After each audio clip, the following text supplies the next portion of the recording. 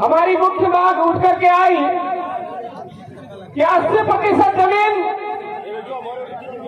भेड़का टापू की जो जमीन है वो आदिवासियों के नाम पर होनी चाहिए। लेकिन साथियों, हमको पता होना चाहिए कि जिस दिन से इस देश का नाम भारत नहीं पड़ा था, उस दिन से हम जहां रह रहे हैं, भारत नाम तो बाद में पड़ा है। जब देश का नाम ही भारत बाद में पड़ा है, तो देश के मूल बीज को जमीन मांगने की जरूरत कैसे पड़ने लग गई, ये सोचने का विषय है मेरे साथियों। यहां पर ये जो भेड़का टापू है, आज जहां पर साफ सफाई दिख रही है, ये ढोंग ढकूरे लगा करके बैठे हुए लोग हैं। इनके बारे में हमको पता निकालना चाहिए कि यहाँ पर माजी भील की जो कदम है वो पहले पड़े हैं या ढोंग ढकूरों के। ये ढोंग ढकूरों वाले लोग हमारे यहाँ के नहीं है, हम सबको पता है। उसके बावजूद हम लोग डूंगर बरंडा को भूल गए, उसके बावजूद नरुआ नैना को भूल गए, उसके बावजूद हम 5 को भूल गए।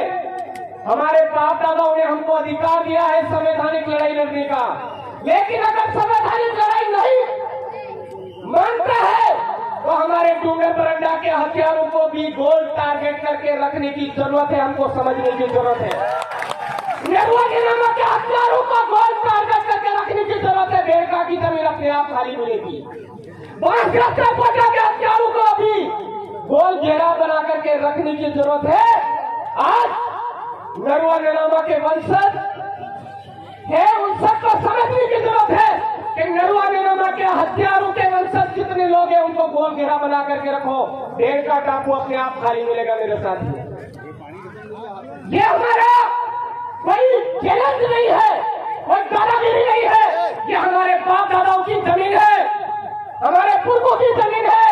संवैधानिक हक अधिकार हमारे बोल रहे हैं। रामकृपाल भगत बनाम बिहार का जो जजमेंट है 2011 का जजमेंट, वो आज भी बोल रहा है कि इस एरिया के अंदर, अनुसूचित क्षेत्र के अंदर 1 इंच भी जमीन ना केंद्र सरकार की है, ना राज्य सरकार की है, ना ही किराएदारों की है, ना ही किराएदारों की है।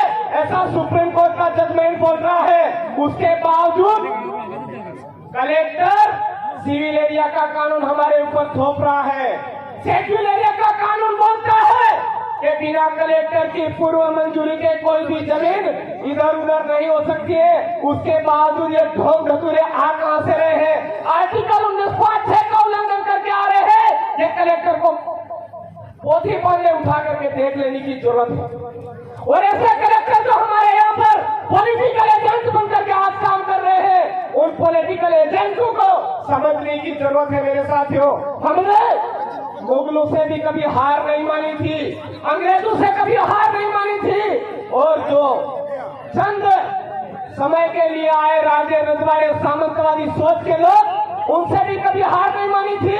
तो आज के समय में हमारी दो व्यवस्थाएं हमको गुलाम बना रही है, उसके खिलाफ हम जंग क्यों नहीं छेड़ रहे हैं?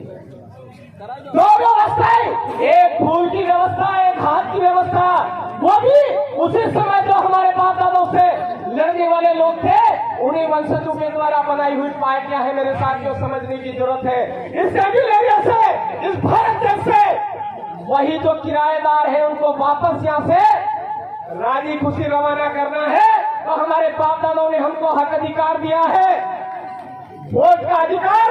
उस वोट के अधिकार के जरिए हमारे एरिया से वो दो व्यवस्थाओं का सुपड़ा साफ करने की जरूरत है। पूर्व वक्ता बोल चुके हैं।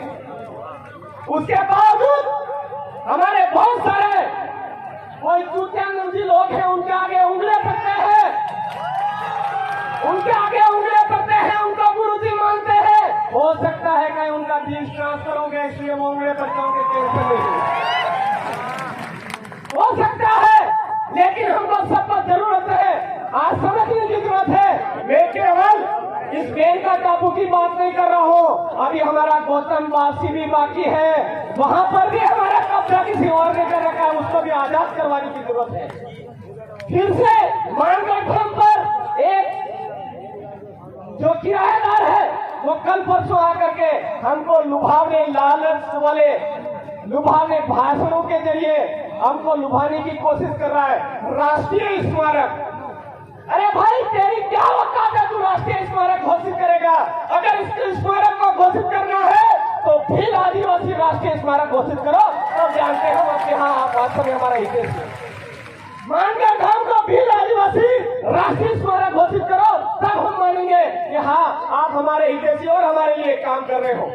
साथियों, आप सबने यहाँ पर समय दिया, हम सबको हमारा हर घंटा आखिरी घंटा मान करके जिस तरह से हमारे पूर्वज काम करते थे, रात दिन एक करके हमारी एकता के लिए काम करते थे और अंग्रेजों को इस देश से बाहर निकाला, मुगलों को इस देश से बाहर निकाला, राजा रजवाड़ी व्यवस्था को बाहर निकाला। इसी तरह से ये जो फूल और हाथ वाली व्यवस्था है, इसको बाहर खदेड़ने के लिए हमारा हर घंटा अंतिम घंटा मान करके काम करे, ये मैं आपको संदेश देना चाहता हूँ।